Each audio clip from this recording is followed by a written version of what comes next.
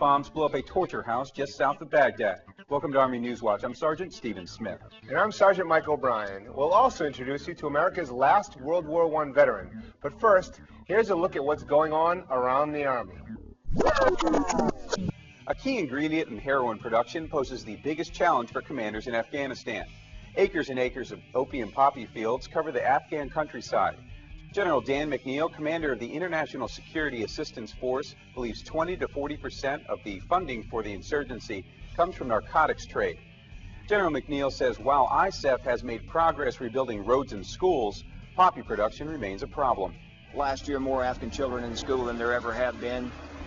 On the other hand, there are some journalists who point out you have a lot of schools closed in the South. True. They attribute that to the insurgent. I don't. I can attribute that to the drug lords who are making sure they have a labor pool to plant, cultivate, and harvest their poppy.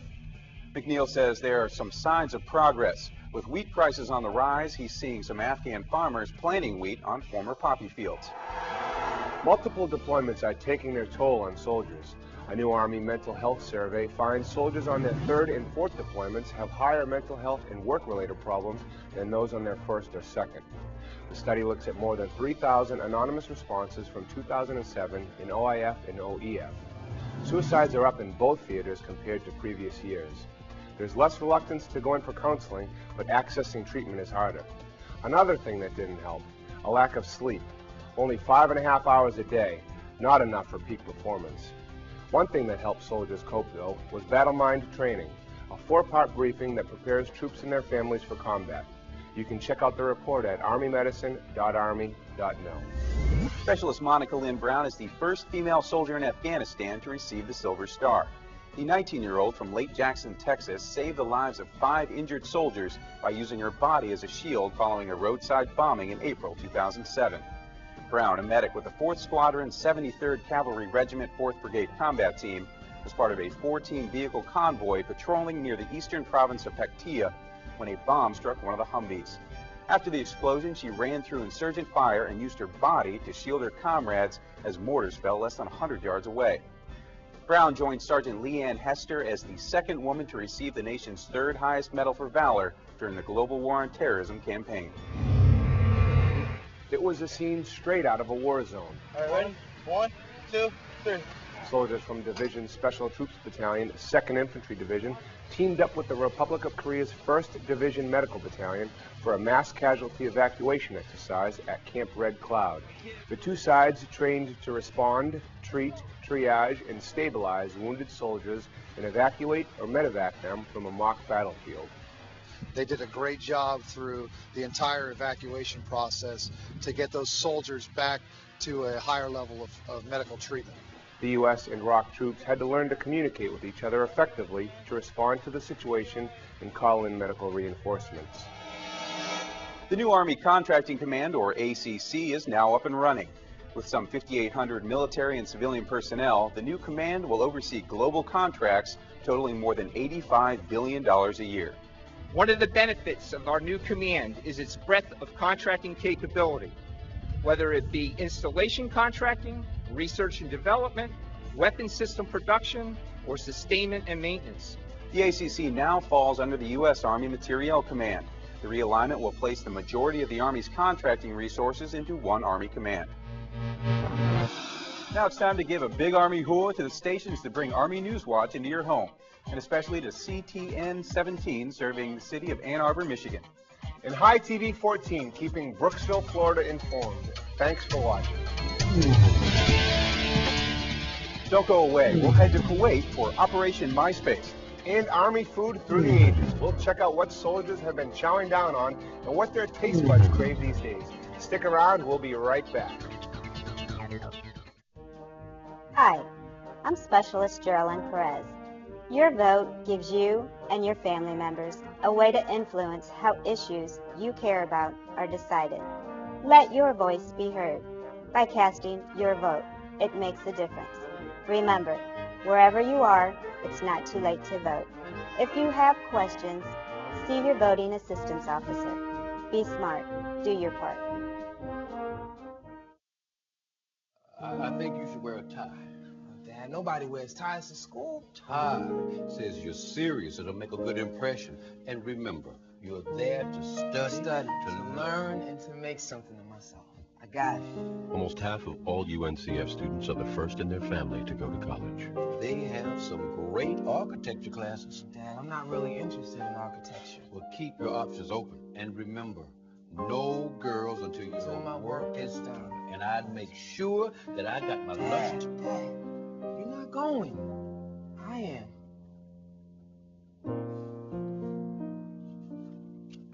I know. Well, listen, we better get going. Don't want to be late the first day here. Oh, yeah. And when you're the first to go, you're going for a lot of people. The United Negro College Fund. A mind is a terrible thing to waste.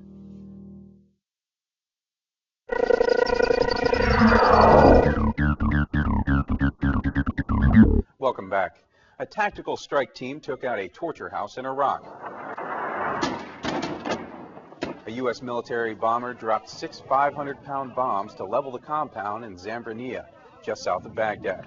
Soldiers discovered the al-Qaeda detention and torture facility after members of Sons of Iraq led them to the location. We found all sorts of things there. We found a steel bed with shackles that you could secure a person down on the bed with.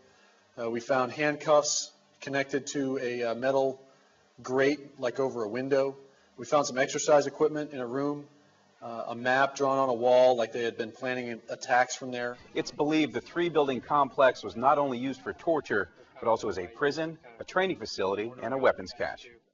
Speaking of weapons caches, the area around Ad-Dawer in Iraq has long been known as a safe haven for insurgents. Air Force Sergeant Lee Bellinger joined soldiers with the 327th Infantry Regiment on patrol in the area. The soldiers of Cold Steel are paying a visit this afternoon to the chicken farm. On the menu, possible hidden weapons. They got a couple of hideouts where the water pipes are. We might find cache or something, but we ain't found nothing yet. But we always come check it out. The chicken farm, well, isn't much of a chicken farm. The owner left Iraq before the 2003 invasion. Must have taken the chickens with him. So the caretaker has been keeping an eye on the buildings ever since. They keep telling us that the chickens are going to be here. Every time we come, they say 3 or 4 more months. But no chickens and no hidden weapons. So that checked out. The soldiers hop in their MRAPs and head to the main route that cuts through Cold Steel traffic control point. We're stopped searching some cars, just looking for anything we might find, and then questioning the local nationals, see if they know anything. They might be able to help us out, what they might need, how we can help them. Ultimately, this is a way to keep things like IEDs from ever getting to their final destination. So if we can catch them by surprise, might be able to find the bad guys with the bad things. But today, hidden weapons are as hard to come by as chickens at the chicken farm. Air Force Sergeant Lee Bellinger near Ad-Dawer, Iraq. Iraqi police learned basic skills like handcuffing and defense strategy at their academy. Soldiers with the 56th Military Police Company step up their training a notch to prepare them to patrol the streets of Tikrit. The Iraqis run through various scenarios, all of them focused on community policing. Soldiers train the police officers to look to the locals to help in routing out terrorists and insurgents from the neighborhoods. The whole class is designed to get them to talk with the community, gain trust in the community so that we can protect their own cities. They both ran this direction. Soldiers say the training will prepare the Iraqi officers to do an effective job of patrolling the streets by integrating with the community and getting the residents involved in taking care of the security problem. Fear for their safety is forcing many Baghdad families to flee to the outskirts of the city. In the village of Tarmiya, just northwest of the city, Iraqi security forces help displaced families terrorized by al-Qaeda. They hand out humanitarian aid bags filled with items needed for survival as U.S. soldiers pull security detail. They get excited. The locals get a little overly excited about the food from time to time, and it can get hectic quick, but I mean, it's going good. Most of these displaced Iraqi families are homeless and unemployed since they leave everything behind to escape the sectarian violence. That's right, Mike. On the flip side, successful surge operations chased the enemy in Iraq to the south and north of Baghdad. Gail McKay reports from Diyala province, where soldiers stamp out al-Qaeda of Iraq strongholds. Are there any houses in the area that still have bombs in them? The man is a farmer in the village of Shawian. about 20 miles northeast of Bakuba. Some houses we are afraid to even go near. This is one of them. Just yesterday, Al-Qaeda was here, controlling the people with fear. Scared to even go near them. Lieutenant Colonel Ross Davidson and his soldiers have been conducting search and attack operations for 3 days as part of Operation Iron Harvest. Today, the road is clear. We have found sanctuaries like this in areas throughout Iraq, typically located to where they can influence their operational areas, their attack areas. Al-Qaeda of Iraq is definitely on the run, but according to U.S. military sources, the enemy is still very much alive and extremely dangerous, especially here in Diyala province. We've also found prisons where they will take and hold local nationals, typically those that they believe or they capture that are working with the Iraqi police, the government of Iraq. The sentence for which is death, and all those that we have found, have in fact been executed. As a direct result of U.S. and Iraqi offensive operations, what enemy hasn't been killed has fled. Combined operations are set to focus on ridding Diyala of its enemies over the next couple of months. Gail McCabe, Iraq. Jessica Simpson and Filter transformed Camp Buehring in Kuwait into a hard-rocking amphitheater as they and other musical acts performed for the troops. Crystal Park has that story. 5,000 troops in the Kuwaiti desert gathered at Camp Buehring for a little slice of home. The camp was turned into a hard-rocking amphitheater where rock groups Filter and Disturbed, the Pussycat Dolls, and Jessica Simpson performed just for the troops. The concert, dubbed Operation MySpace, was hosted by comedian Carlos Mencia. Just hear soldier, troops, but you never personalize it, you know what I mean? The artists got up close and personal too. Specialist Richard Baxter got a special treat when he had a private jam session with Filter frontman Richard Patrick. It's an opportunity of a lifetime, so I don't know. It still hasn't set in yet. But the connections don't stop there. Filter's own ex-bassist joined the group for the concert, but this time as Sergeant Frank Kavanaugh. They can't believe that someone who was in a band as successful as mine would stop doing music and join the Army. And my reply to them is that, to me, being in the military is more important than making music right now. We're at a time in our country where our country's at war and our country needs everyone they can get. For the troops, it was 3 hours to escape reality and get lost in the music. I think it's awesome. I'm glad that they packed their stuff up and come down here and did it for us. It's exciting. The morale is a lot better, and I mean, we're just excited to have a good time. The rest of the world was able to watch the concert live on MySpace.com. Crystal Park, Washington. Still to come, we'll head to Fort Jackson to track an endangered woodpecker. When it comes to whipping up meals, they're the best of the best. Meet the top military chefs in 2008. Don't go away. More of the stories that make America's Army are up next.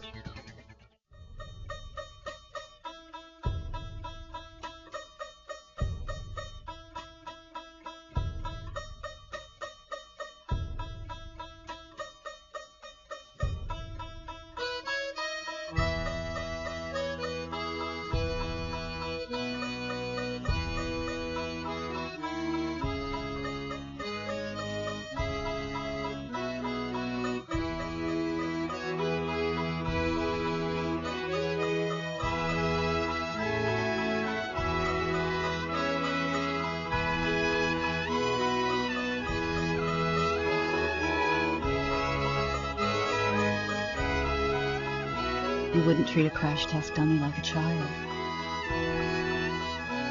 So why treat a child like a crash test dummy? If they're under 4'9", they need a booster seat. Learn more at boosterseat.gov. What can I buy with 2 rectangles? A bus ride. You're right. Good job, honey. When you talk with your child, you build vocabulary, and learning starts long before school does. For more tips, go to bornlearning.org. Welcome back.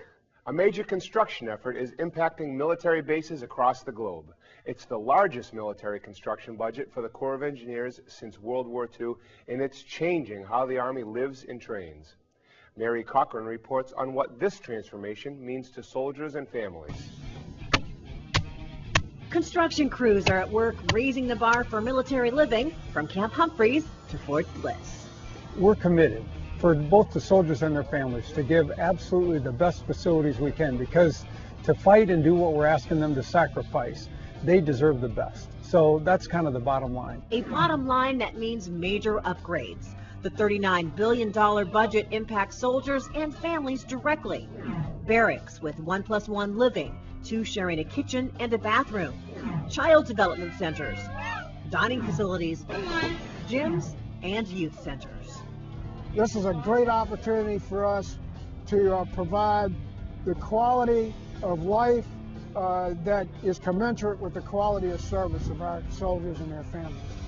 This major construction effort not only changes how the Army lives, but how it prepares for the front lines, with an investment in cutting-edge training grounds. We have changed the nature of those complexes. You have to train like you fight.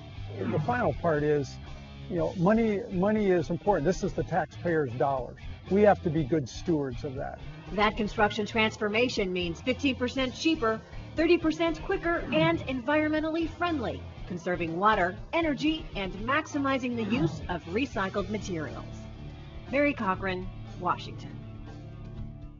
Making sure soldiers and families feel at home on an installation and have access to all the services they need is the responsibility of the Installation Management Command. Jeannie Ryan sat down with Lieutenant General Robert Wilson to see how IMCOM plans to tackle a growing force in an Army out of balance.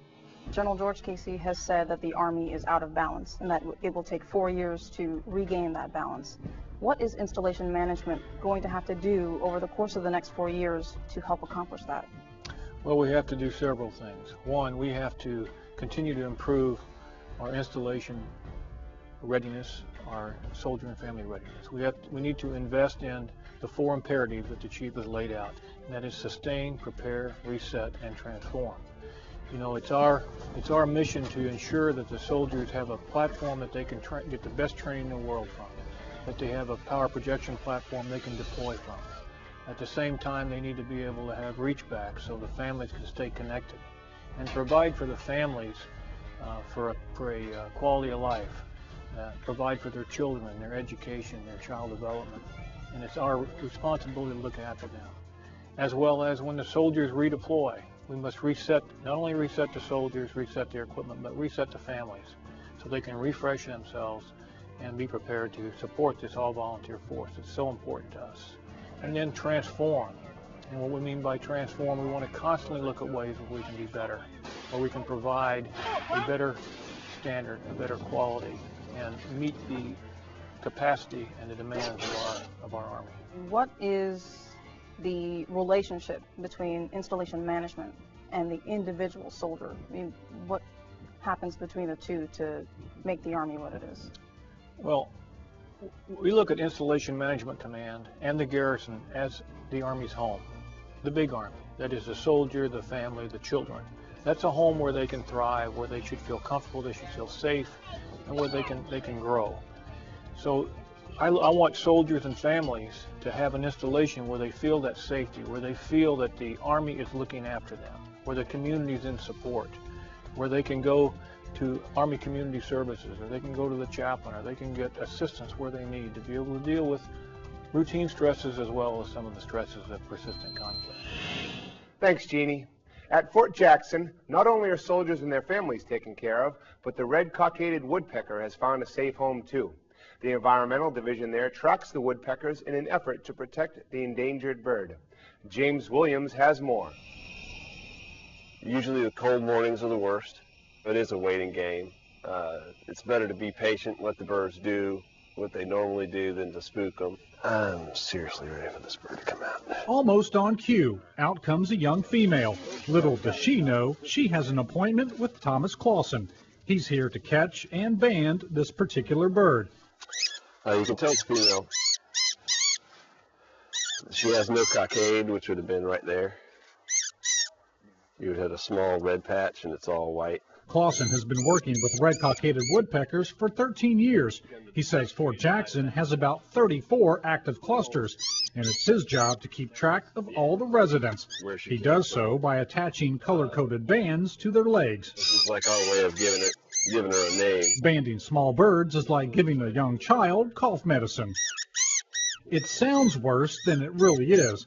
So, too, are the rumors about protecting species in military training. You know, the last thing we want is for the bird to disrupt training. You know, there's always stories about endangered species stopping something from occurring, and it generally doesn't happen. That's because Fort Jackson's leaders understand the importance of training soldiers and protecting nature. I just think it's a part of American culture to, you know, just to love the natural habitats that we have here in the United States of America. Clausen gave Colonel Dixon the honor of releasing the birds. It was amazing. In fact, that is my first time ever holding a bird, and it kind of just touched my heart because I'm a mom too. And just put a feed on the tree.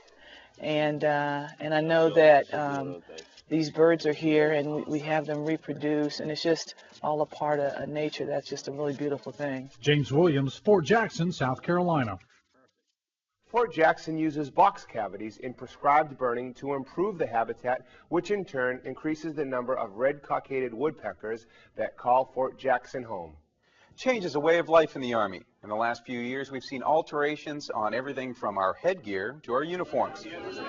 Now the nation's oldest military service is changing the way soldiers eat in the field. During a combat feeding demonstration at the Pentagon, serving tables lined the hallway and highlighted the latest chow available for soldiers in their meals ready to eat. Instead of your basic meat and potatoes, today's MREs reflect a changing Army demographic. What we're seeing is a lot of ethnic foods are highly desirable. Foods that are spicy are more desirable now than they have been in the past. And there's a lot of cultural expectations as well. So we try to satisfy that to the maximum extent possible. The demonstration also highlighted meal improvements through the centuries, as well as rations from the Civil War, both World Wars, Korea and Vietnam. They whipped up hot foods, cold buffets, pastries, and chocolate works of art. 160 military chefs armed with an arsenal of recipes competed in the 33rd annual U.S. Army Culinary Arts Competition at Fort Lee, Virginia.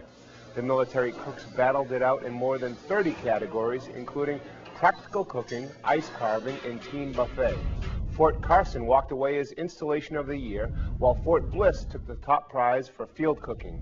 Marine Gunnery Sergeant William Allison was named Armed Forces Chef of the Year, and Specialist Brian Lippert of Team Korea won the title of Armed Forces Junior Chef of the Year. Coming up, we'll introduce you to the last American World War I vet. Stick around. We'll be back after the break.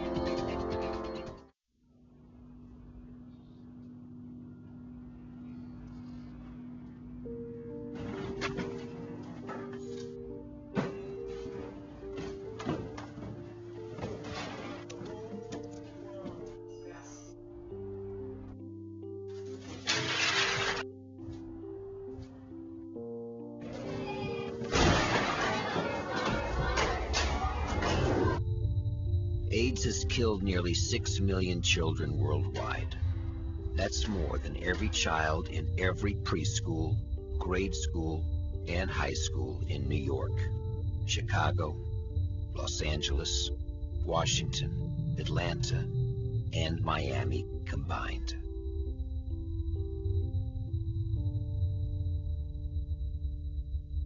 The time to do something is now. The place is apathyisLethal.org.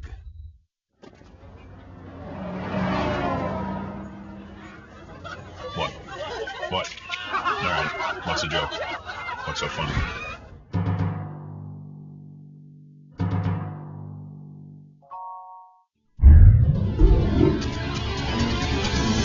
Welcome back. The Army honored America's last living World War I veteran. 107-year-old Corporal Frank Buckles joined defense officials as they unveiled a new World War I veterans portrait exhibit. Photographer David DeYoung donated the 9 portraits for permanent display in the Pentagon, calling his subjects icons.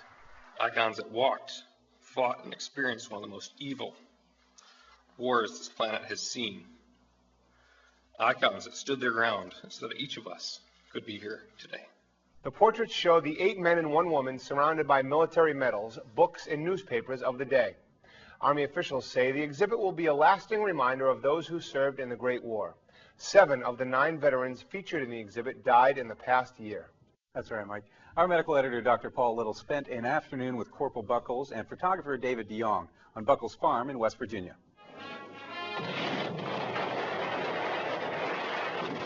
It was the summer of 1917. The United States had just entered World War I, and Frank Buckles was raring to go.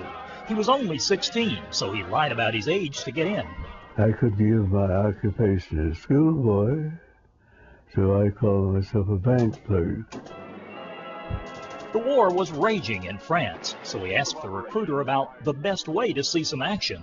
He says, if you get to France in a hurry, you should join the ambulance service, because the French are begging for ambulance service. And that's exactly what he did. His first assignment was in Kansas at the Fort Riley Casual Detachment. One thing, I never complained about the Army, because I knew what was expected, and I wanted to go in. And off he went to England and then France. His job was to transport the wounded to care. Remember when we took that portrait? Yeah, that's my 7th regiment necktie. Photographer David DeYoung's mission and passion over the last 13 years is documenting living history books like Buckles, and he's donating his World War I survivor portraits to a special gallery at the Pentagon. Germany, there are 2 left in the United States, 3 in North America, 14 in the world. These are the last voices, the last breaths, the last firsthand account, the last firsthand witness to not only you and I and our generation, but my children and their children, their children's children's. But Frank Buckles isn't interested in becoming a museum piece just yet. He's looking forward to a few more years. And what's his secret to long life and happiness? I love the cigars and the pipe. But what is important, you must have a desire to live. You got to. That's where so many of them fail. Like that, and so you just got. And now, with his memories preserved for generations to come, he might die, but he's not going to fade away. Dr. Paul Little, Charlestown, West Virginia.